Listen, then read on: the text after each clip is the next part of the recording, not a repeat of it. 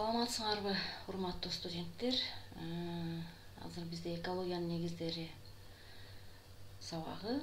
Силер менен мен Ош технологиялык университетинин гуманитардык технологиялык колледжинин ага окутуучусу Каримова Гүлзат Абдыкадыровна.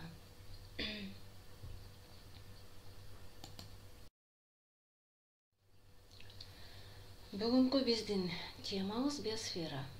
План. Биосфера жөнүндө түшүнүк жана анын келип чыгышы. Жер планетасында биосферанын алган орду. Биосферанын өнүгүү этаптары, башкача айтканда эволюциясы. Биосферанын структурасы жана анын составы. Бүгүнкү сабакта биз мына ушулар менен таанышабыз. Биосфера жаратылыштык татаал кубулуш. Ошондуктан ушул убакка чейин биосфера жөнүндө көптөгөн окумуштуулар тарабынан ар түрдүү ойлор айтылып келе жатат. Бирок бул окуулардын ичинен авторитетке ээ болгон жана ушул убакка чейин маанисин жоготпогон окуу академик Вернадскийдин биосфера окуусу болуп эсептелет. Владимир Иванович Вернадский орустун эң көрүнүктүү окумуштуусу, минералог, кристаллограф, геохимия жана биогеохимия илимдеринин негиздөөчүсү. Вернадскийдин 1925-жылы биосферадагы тиричиликтин жүрүшү деген макаласы, 1926-жылы Санкт-Петербург шаарында биринчи жолу биосфера деген монографиясы жарыкка чыгып, окумуштуулар арасында өтө чоң резонанс алган. Биосфера деген түшүнүктү биринчилерден болуп француз натуралисти Жан-Батист Ламарк өз эмгектеринде колдонгон. Ламарк өзүнүн бир эмгегинде мынтип айткан: жаратылышта өтө күчтүү күч бар. Ал күч ар дайым байланыштыргыч, тынымсыз аракет кылып туруучу, көбөйткүч, ар кандай түрлөргө өзгөртүп туруучу касиетке ээ деген. Ошондой эле Ламарк төмөнкүдөй ойду айткан: жер бетинде кыртышты пайда кылууда заттарга таасир этип, аларды бир түрдөн экинчи түргө өзгөртүүдө тирүү организмдердин ролу чоң. Себеби тирүү организмдер көп түрдүүлүккө ээ болуп, ар дайым жашагандыктан өздөрүнүн өлгөн денелери, калдыктары менен жердин бетин жаап турат. Ламарктын бул эмгегинде тирүү организмдердин геологиялык ролу жана алар пайда кылып турган продуктылардын ажырашы жөнүндө өтө курч, туура ой айтылган. Бирок ал убакта биосфера деген термин пайда боло элек эле.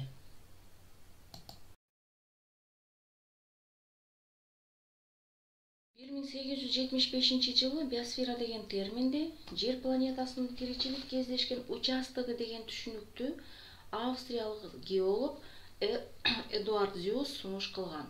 Бирок биосферага так аныктама берген эмес. Ошентип Вернадскийге чейин биосфера деген термин эки түшүнүктү камтып келген. Биринчиси, кээ бир авторлор биосфера дегенди жер планетасындагы тирүү организмдердин жыйындысы же жандуу заттардын катмары деп, ал эми кээ бир окумуштуулар экинчиси, тирүү организмдердин тиричилик аракетинин натыйжасында пайда болгон жер кабыкчасын биосфера деп түшүндүрүшкөн. Докучаев, анын окуучулары Высоцкий, Морозов жана башка 19-кылымдын аягында, 20-кылымдын башында рельеф, суу, топурак, калдыктар, климаттын жана башка органикалык дүйнөнүн бири-бири менен тыгыз байланышы бар экендиги жөнүндөгү окууну түзүүнү ойлошкон. Бул ойду кийин окутуучусу Докучаевдин ишин улантып, Вернадский акырында жер планетасындагы органикалык дүйнө менен геологиялык тарыхты тыгыз байланыштырып, биосфера окуусун иштеп чыккан.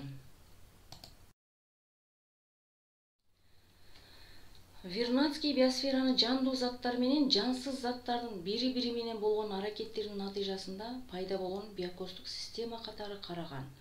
Ошондой эле Вернадский бул окуусунда биринчилерден болуп, жер планетасынын бетин өзгөртүүдө тирүү организмдердин тиричилик аракети эң күчтүү геологиялык факторлордон экендигин аныктаган. Жер планетасы ааламдагы башка планеталардан биосферанын болушу менен айырмаланат. Эгерде байкоо жүргүзсөк, анда ар бир организмдик деңгээлде алардын жер бетине таасир этиши билинбейт. Бирок тирүү организмдердин көбөйүүсү чексиз болуп, биотикалык потенциалы өтө жогору болгондуктан жана алардын жашаган айлана чөйрөсү менен болгон өз ара аракеттенишүү кубулушунун глобалдык масштабта топтолушу эң чоң геологиялык күчкө айланат.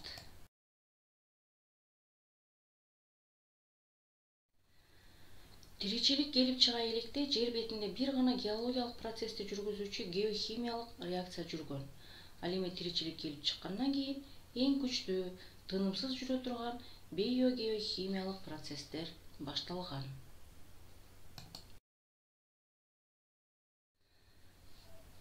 Ошентип, Вернадский биосфера деп жер планетасындагы тирүү организмдердин, алар өсүмдүктөр, жаныбарлар, микроорганизмдер, функциялык тиричилик аракетинин натыйжасында пайда болгон жана өзүн өзү сактап туруучу мейкиндик системасын айткан.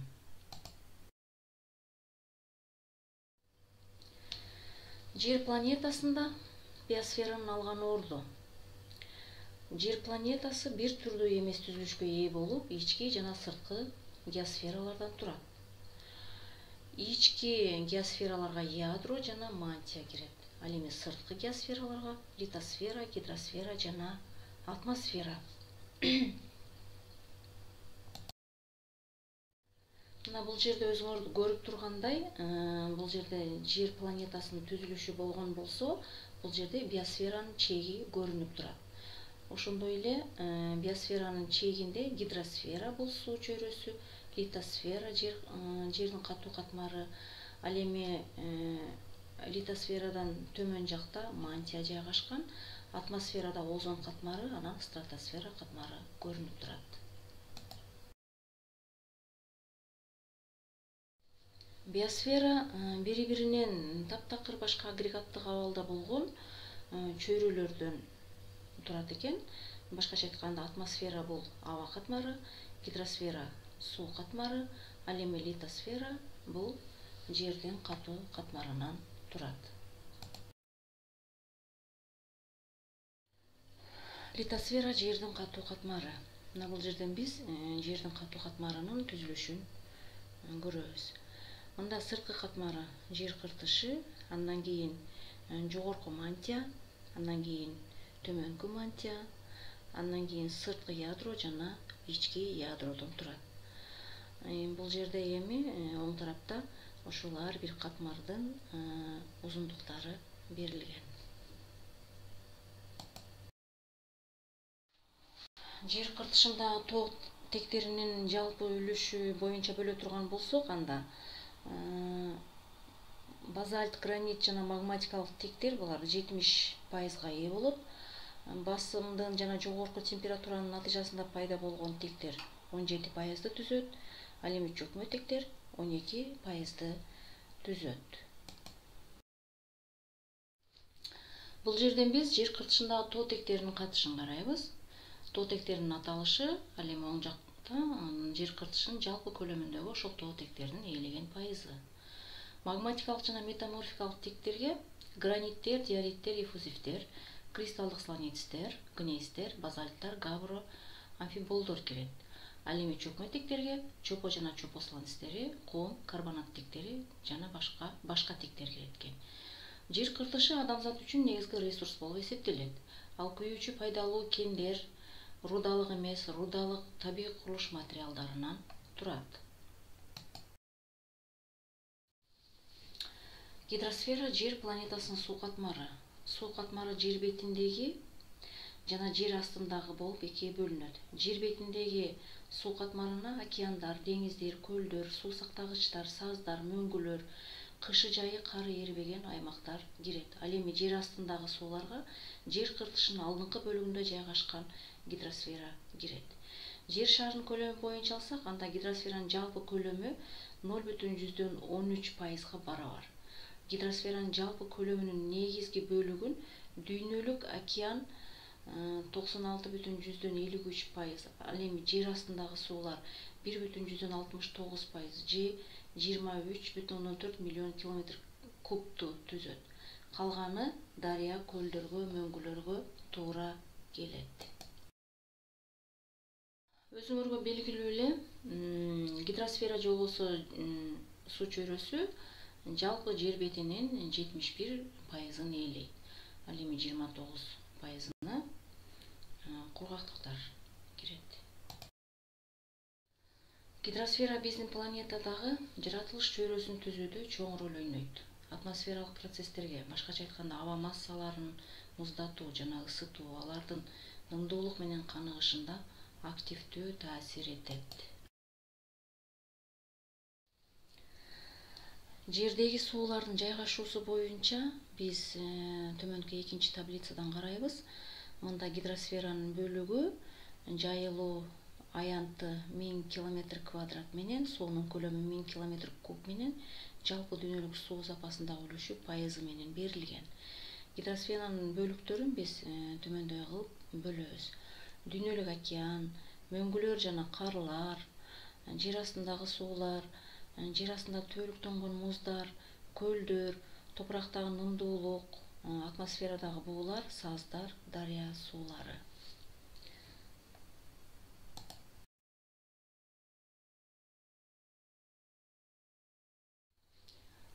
Жердеги бардык суу ресурстарынын 98% океан деңиздердин туздуу сууларына туура келет.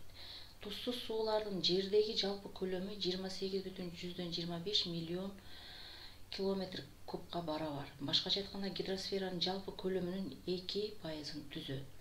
Тузсуз суулардын негизги бөлүгү суусу өтө аз пайдаланылган мөңгүлөрдө кармалып турат. Ал эми пайдаланууга жарактуу болгон тузсуз суулардын калган бөлүгү 4,2 миллион км³ же гидросферанын 0,3%-ын түзөт.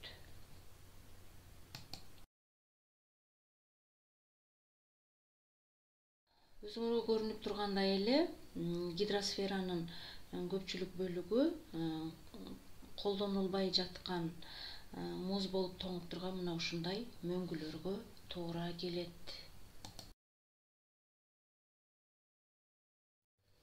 Атмосфера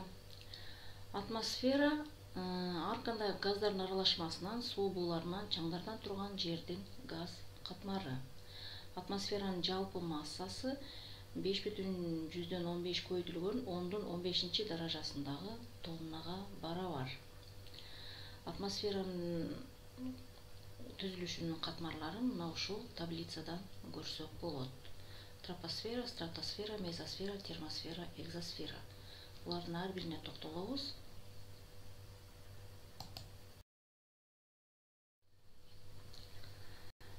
Жердин атмосфералык катмары.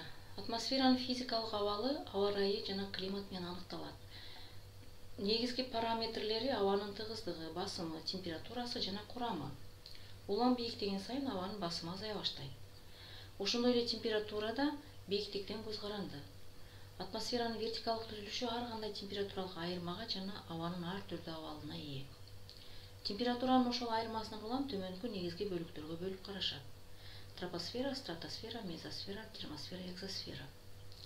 Тропосфера атмосферанын жалпы массасынын 80%-ын, стратосфера 20%-ын, мезосферанын 0,3%-ын, термосферанын 0,5%-ын түзөт. Тропосфера төмөнкү катмар болгондуктан башкаларына караганда көбүрөөк изилденген. Уюлдук аймактарда 8-10 км, башка аймактарда 10-12 км болот. Тропосферада бардык атмосферанын 80-90%, ал эми суу болсун дээрлик бардыгы жайгашкан. Мына бул жерде атмосферанын түзүлүшү. Тропосферанын бийиктиги 12 км чейин. Мындан кийин озон катмары жайгашат, 20 км-ден 30 км чейин. Стратосфера 12 км-ден 50 км чейин, мезосфера 50 км-ден 80 км чейин, термосфера 80 км-ден 700 км чейин, экзосфера 700 км-ден 190 000 км чейин.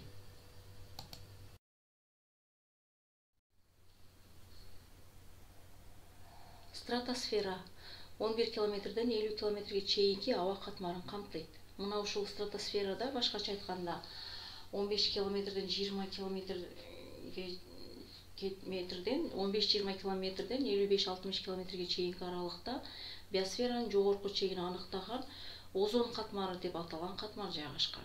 Озон катмары жер бетиндеги тиричилик үчүн зыяндуу болуп эсептелген ультрафиолеттик нурдан ону жутуп алат.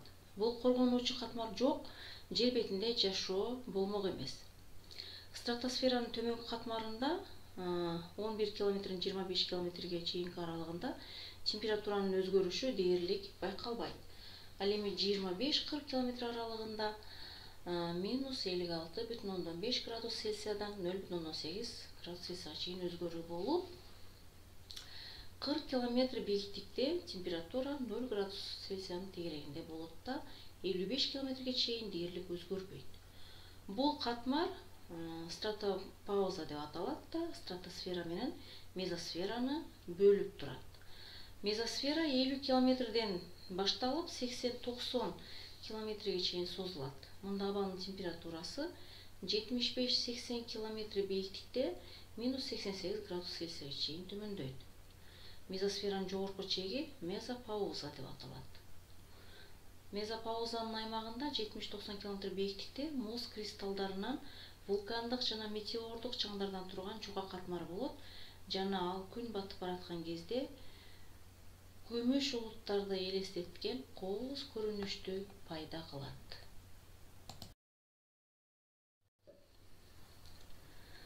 Термосфера же болбосо ионосфера. Мезосферадан кийинки аба катмары 80-90 километрден 800 километрге чейин созулуп жатат. Мында абанын температурасы тез өсө баштайт. Алган эмес бир нече миң градуска чейин чыгат. Атмосферанын эң жогорку тышкы катмары экзосфера деп аталат. Ал 800 километрден жогору бийиктикте жайгашкан. Анда газдар өтө сейрек жайгашкан. Атмосфера литосферага жылуулук жана ымдуулуктун таралышына физикалык, химиялык, механикалык жактан таасир этип турат. Жердеги климат жана аба ырайы атмосферадагы жылуулуктун таралышы, суу буусунун басымы жана кездешүүсүнөн көз каранды болот. Суу буусу күн радиациясын өзүнө сиңирип алып, абанын тыгыздыгын жогорулатып, жердеги жаан-чачындарды пайда кылат.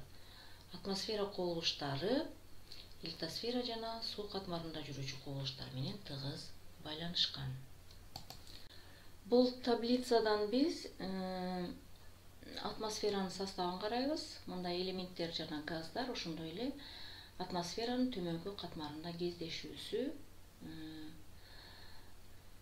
пайыз менен, көлөмү жана массасы боюнча. Мында элементтер азот, кычкылтек, аргон, неон, гелий, криптон, суутек, көмүр кычкыл газы. Ошондой эле суу буусу уюлдук кеңдиктерде жана экватордо канча көлөмдө жайгашкан. Озон катмарында. Озондун таралышы тропосферада жана стратосферада. Ошондой эле заттардан метан, азот кычкылы жана көмүртек кычкылы. Мына бул жерден ушул таблицадан карап көрсөк болот.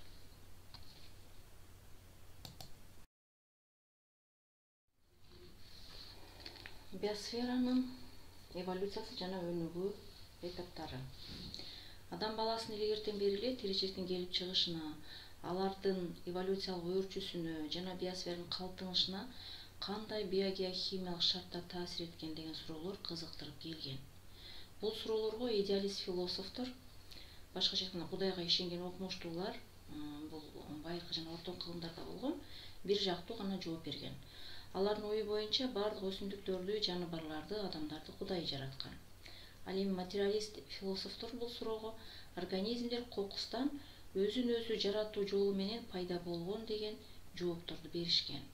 Бирок бул айтылган ойлор кийинки жылдарда ар түрдүү эксперименттик изилдөөлөрдүн натыйжасында туура эмес экендиги далилденип четке кагылган. Тиричиликтин келип чыгуу теориясын түзүүдө англиялык окумуштуу Чарльз Дарвиндин эмгеги чоң. Ал көп жылдык эксперименталдык материалдын негизинде тиричиликтин жер бетине келип чыгуу мыйзам ченемдүүлүктөрүн материалисттик көз карашта түшүндүргөн. Ошондой эле жаныбарлардын, өсүмдүктөрдүн келип чыгышы тирүү организмдер дүйнөсүнүн узак жана ырааттуу эволюциялык өөрчүүсүнүн натыйжасында болгондугун далилдеген.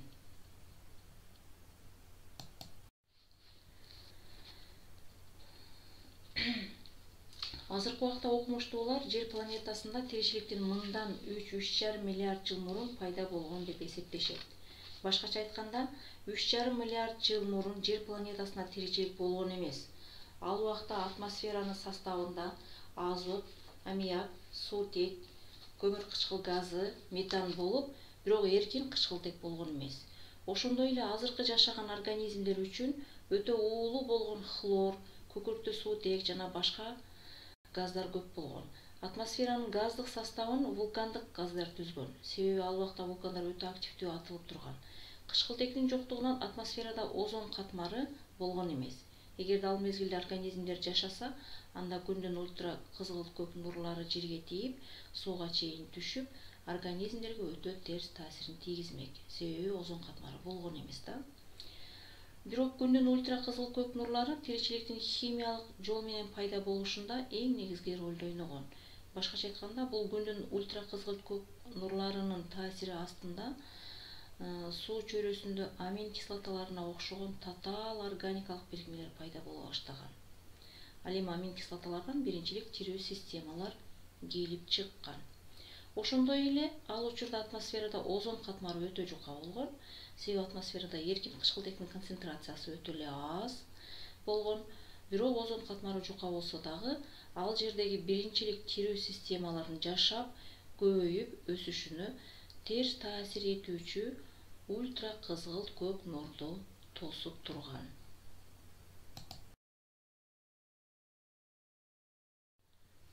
Бул таблицадан биз биосфера эволюциясынын этаптары менен таанышабыз. 4,5–4,1 миллиард жыл мурун бул жердин пайда болушуна туура келет экен. 4,1–3,5 миллиард жыл мурун жер атмосферасынын жана океандардын пайда болушу. Ал эми прокариоттордун келип чыгышы 3,9–3,5 миллиард жыл мурунку убакытка туура келет. Архейдин жана бактериялардын бөлүнүшү 3,5–3 миллиард жыл мурунку убакытка туура келет. 2,7 миллиард жыл мурун алгачкы фотосинтездөөчү организмдердин, башкача айтканда цианобактериялардын келип чыгышы болгон. 2,5–1,8 миллиард жыл мурун кычкылтекке каныккан атмосфера пайда боло баштаган. 1,8–1,2 миллиард жыл мурун көп клеткалуулукка өтүү этабы башталган. Алгачкы көп клеткалуу организмдердин өнүгүүсү, башкача айтканда балырлардын пайда болуусу 1,2–1 миллиард жыл мурунку убакытка туура келет. 1700 миллион жыл мурун алгачкы козу карындар пайда болгон. 600–500 миллион жыл мурун тирүү организмдер кургактыкка чыга башташкан. Ал эми омурткалуулардын пайда болушу 485 миллион жыл мурунку убакытка туура келет. Сүт эмүүчүлөрдүн келип чыгышы 200 миллион жыл мурун жүргөн. 2 миллион жыл мурун антропогендик этаптын башталышы, же болбосо адамдын келип чыгышы. 200–150 миң жыл мурун Африкада анатомиялык типтеги азыркы адамдын келип чыгышы пайда болгон. Ал эми 20–15 миң жыл мурда биздин кылымга чейинки ноосфера этабы келип чыккан.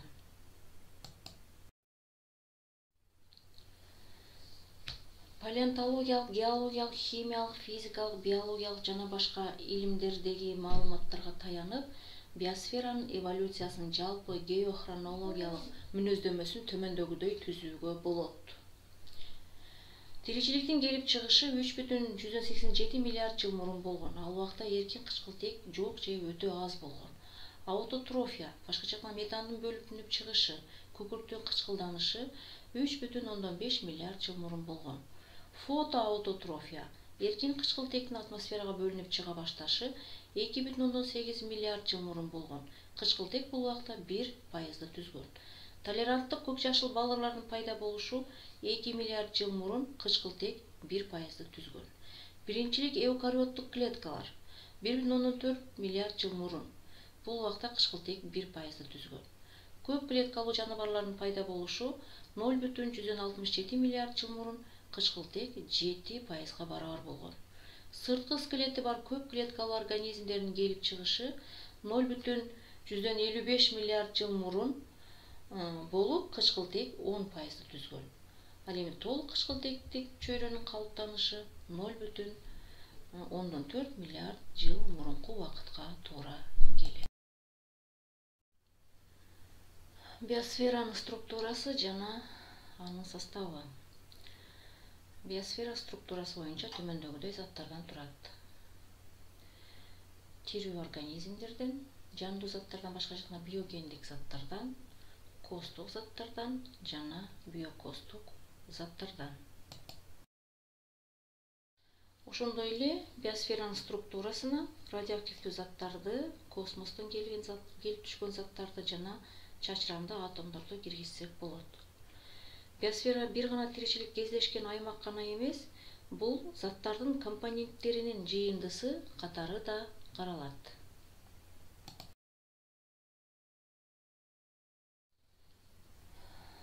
Демек, биосферанын составына кирүүчү заттар. Биринчи, жандуу заттар. Буларга тирүү организмдердин жыйындысы кирет, аларды силер билесиңер. Жаныбарлар, өсүмдүктөр, микроорганизмдер. Андан кийин биогендик заттар. Тирүү организмдер тарабынан түзүлгөн жана иштелип чыккан заттар. Бул биогендик заттар потенциалдык энергияга өтө бай болот. Буларга таш көмүр, газ, нефть, битум, акиташ, чымкөң жана башкалар кирет. Же болбосо мына жерде кошумча көрүп турасыңар, мына жердеги сүрөттөн мына ушул заттар кирет.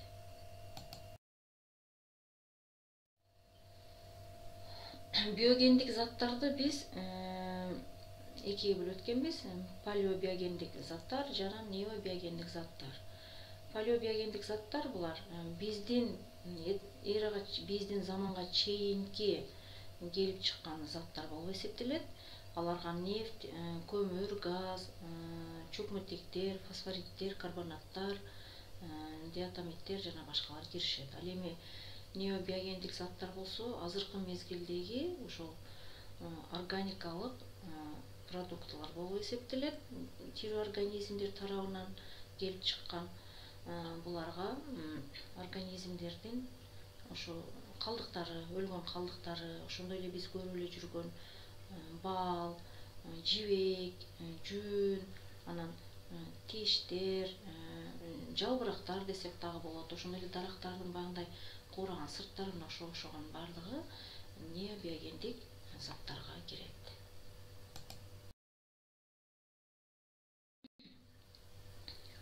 Биогендик заттарга мисал катары мына янтарды көрөбүз. Биз баалуу таш катары карайбыз муну. Демек, бул дагы тирүү организмдер тарабынан келип чыккан биогендик зат болуп эсептелет экен.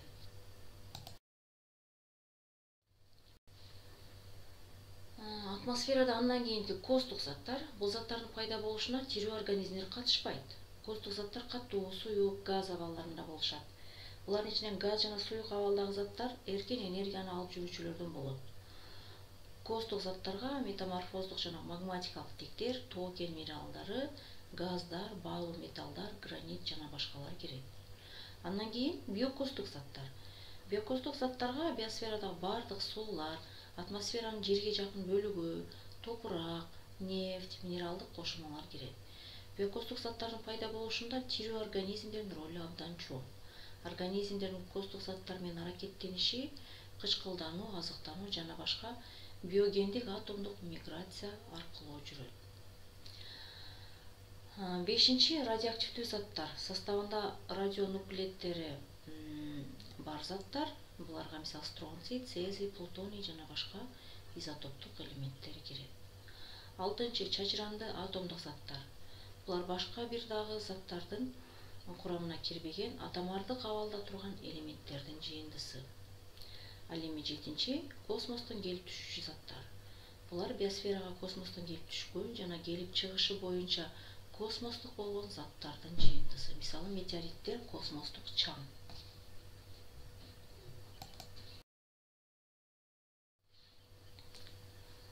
Ушуну менен бүгүнкү жаңы темабыз соңуна чыкты.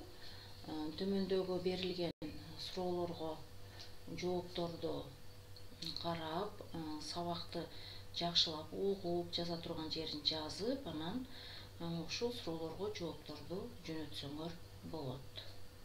Саламатта калгыла.